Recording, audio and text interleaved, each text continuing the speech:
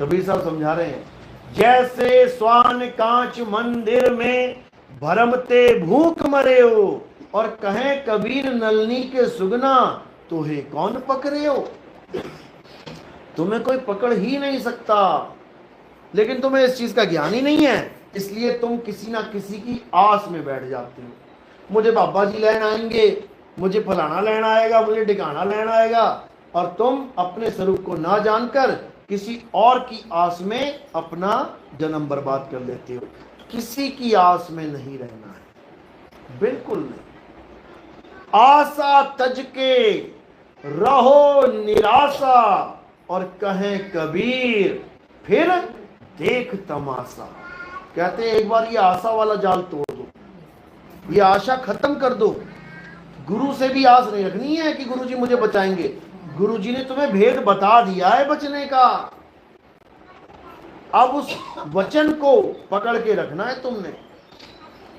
ये समझ लो, एक डाल दो पंछी बैठे, एक गुरु एक चेला, और गुरु की करनी गुरु भरेगा, चेले की करनी चेला, तू उड़ जा हंस अकेला।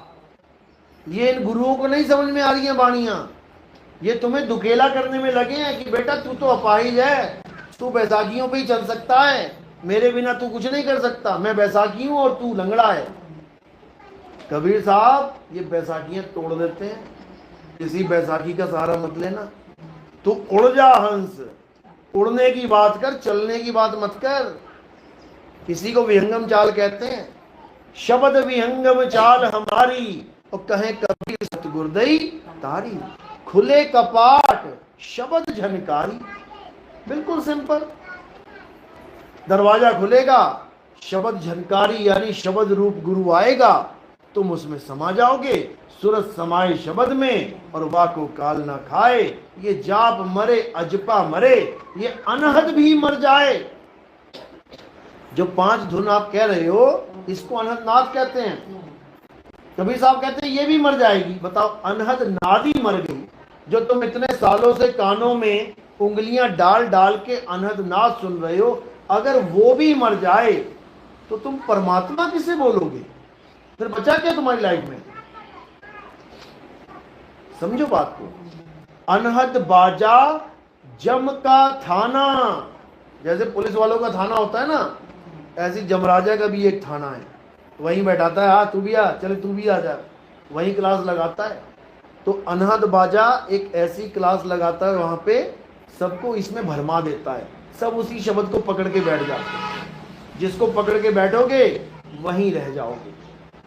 तो अनहद बाजा जम का थाना, पांचों तत्व करे घमसाना। ये 5 शब्द 5 आवाज किसकी हैं? इन्हीं 5 तत्वों की। इसको कैसे सुनाया जाता है? इसको कानों में उंगलियां डाल के सुना जाता है। 1-1 घंटा, 2-2 घंटे, 3-3 घंटे, योगी 6-6 घंटे कानों में उंगलियां डाल के बैठते थे।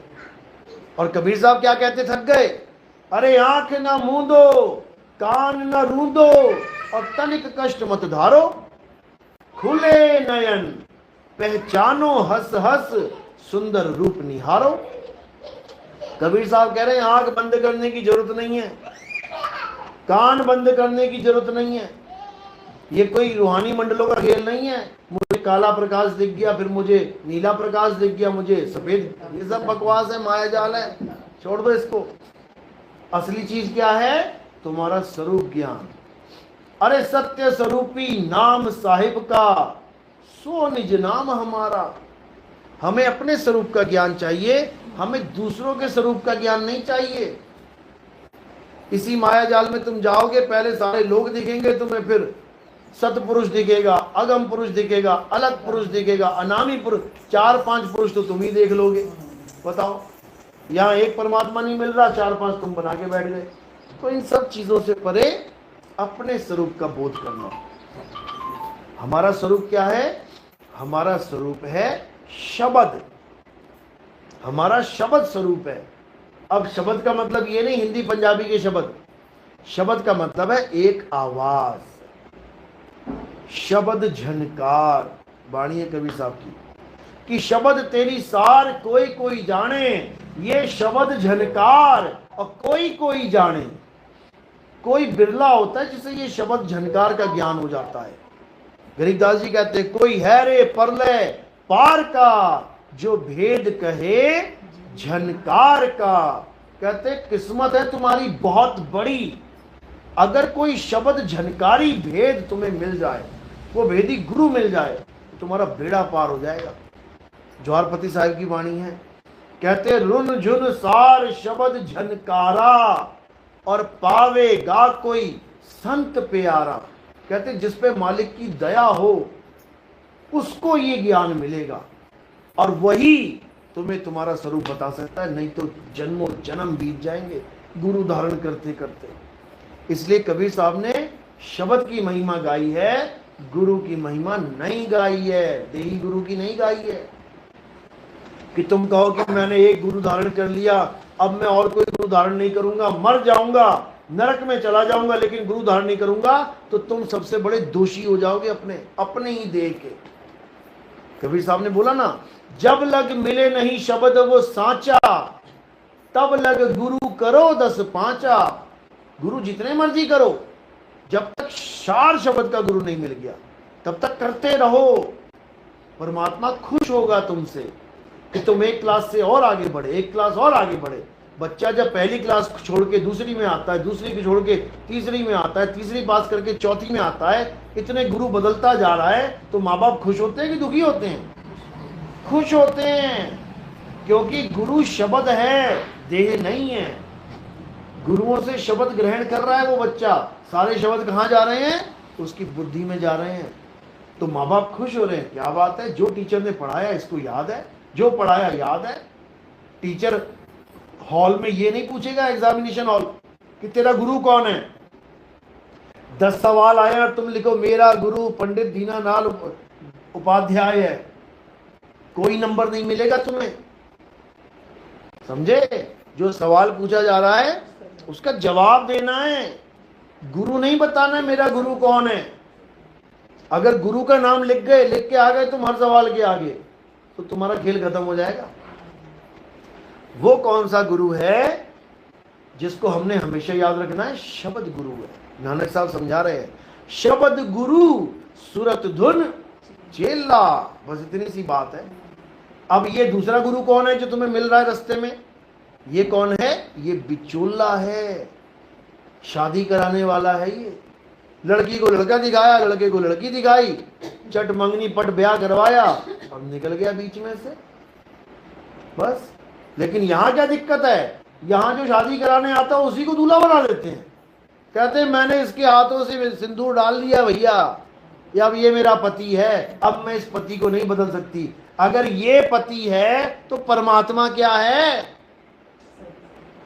यहां गुरुओं को पति बना के बैठे हुए हैं। बताओ, गुरुओं को पति नहीं बनाना है, पति परमेश्वर ऑलरेडी है, तुम पति से दूर हो गई हो, उस पति तक पहुंचना है। कोई भी बिचौला आ जाए, कोई आन मिलावे मेरा प्रीतम प्यारा, कोई आन, कोई मतलब कोई भी का मतलब ये थोड़ी किसी को भी पकड़ ले तू मिला ले यार, कि कोई भी, कोई मतलब जो कोई है रे परले पार का, जो परले पार का ज्ञान जानता है, केवल वही। कोई का मतलब कोई भी नहीं, कोई के भी दो मतलब हो गए ना। एक कहते कोई भी लिया, एक कहता कोई जानता है केवल, यानी बिरला कोई। ये ज्ञान कोई लेके बैठा है, हर कोई नहीं। तो इसी प्रकार जो शब्द झनकार का ज्ञान है, ये केवल वही जान सकते हैं जिस पर मालिक की कृपा हो जाती है। कह रहे हैं ना, कहते बिन बाजा झनकार उठे, जब ध्यान धरे तब समझ परे, रस गगन गुफा में अजर जरे। यानी बिना बाजे के वो आवाज हो रही है। कई लोग कहते हैं अरे ये शब्द धुन वाले सारे ये नकली हैं, दो बिन होए ना अधर आवाजा, दो तत्वों के टकराए बिना कोई आवाज नहीं होती। ये जितने भी आवाज वाले हैं, जितने भी गुरु आवाज वाली बात कर रहे हैं, ये सब नकली हैं। ऐसा नहीं है भाई, कबीर साहब वाणी में समझा रहे हैं। शब्द का तो भेद बता दिया उन्होंने। एक तो बता दिया कि 5 तत्वों की 5 आवाजें हैं, यानी तत्व के बिना आवाज नहीं। देखो आवाज, 2 तत्व टकराए ना, 2 बिन होए ना अधर आवाजा। एक तो ये हो गई आवाज तत्वों के द्वारा पैदा होने वाली। एक है बिन बाजा झनकार ही उठे, यानी हारमोनियम की आवाज कब निकलेगी? जब हारमोनियम होगा। बांसुरी की आवाज कब निकलेगी? जब बांसुरी होगी। तबले की आवाज कब निकलेगी? जब तबला होगा। यहां कह रहे हैं बिन बाजा झनकार ही उठे, जब ध्यान धरे तब समझ परे, रस गगन गुफा में अजर झरे। कह रहे हैं ये ऐसी आवाज है जो बिना बाजा के हो रही है, यानी तत्वों के बिना एक ऐसी आवाज हो रही है जिसको निहित तत्व शब्द कहा जाता है। उसको जानना है, तब कल्याण होगा, 101% होगा। और फिर सुरता कहीं नहीं जाने की, फिर सूरत अपने स्वरूप में समाएगी। अरे ना कहीं आना, यानी अब स्थूल में भी नहीं आना है, और ना कहीं जाना, यानी सूक्ष्म में भी नहीं जाना है। ना कहीं आना और ना कहीं जाना, आपे में आप समाना, अपने स्वरूप में समा जाना है। और अपने स्वरूप में कोई मंत्र जप के नहीं समा पाओगे। कहते हैं ना वहां जाप ना वहां अजप्पा, अरे नी अक्षर परवेश, सूरत से देख ले वह देश। वो देश दिखेगा भी केवल सूरत से ही, और सूरत ही जा सकती है यहाँ पे। तो जैसे ट्रक टकराएगा तुम्हारे साथ, तुम्हारी सुरता 1 सेकंड में निकल जाएगी और अपने स्वरूप में समा जाएगी, समझ लो। और जैसी स्वरूप में समा गई, अब इसको काटो मारो चीरो फाड़ो, क्या फर्क पड़ रहा है? सपने वाला जो शरीर है उस पर शेर झपट्टा मारा, सुरता इधर आ गई। कभी जाके देखा उस शेर ने क्या किया होगा उसके साथ? उस शरीर के साथ क्या किया होगा शेर ने? अरे काटे खाए मारे चीरे फाड़े, हमने क्या लेना, हम तो निकल आए भाई।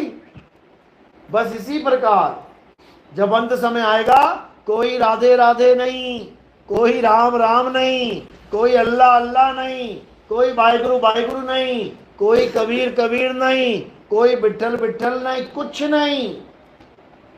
अगर कोई नाम जपने लग गए तो ध्यान कहां चला जाएगा? नाम में। और अगर नाम में, तुम्हारी बर्बादी हो जाएगी, बर्बादी हो जाएगी तुम्हारी, समझ लो। क्योंकि नाम काया से उपजता है, तो ध्यान कहां चला गया? ऑटोमेटिकली काया में, काया में चला गया तुम्हारा ध्यान। अब दोबारा काया धारण करने के लिए तैयार हो जाओगे। इसलिए कोई नाम नहीं जपना, ना मैं जप में, ना मैं तप में, ना एकांत निवास में। अरे मोको कहां ढूंढे रे बंदे, मैं तो तेरे पास में, खोजी होए तुरंत मिल जाऊं, एक पल की तलाश में। एक पल का खेल है केवल, पता लग जाएगा मेरा मालिक कहां है। उसके बाद ये विचल नहीं सकती सोता।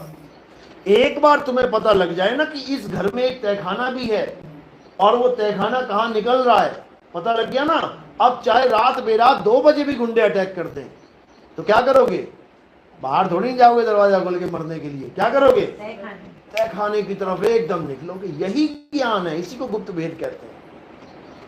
अगर ये ज्ञान है तो मेरे भाई बच गए, अगर नहीं है तो मारे गए। इसके अलावा और कोई ज्ञान नहीं है, भूल जाओ। चलो बात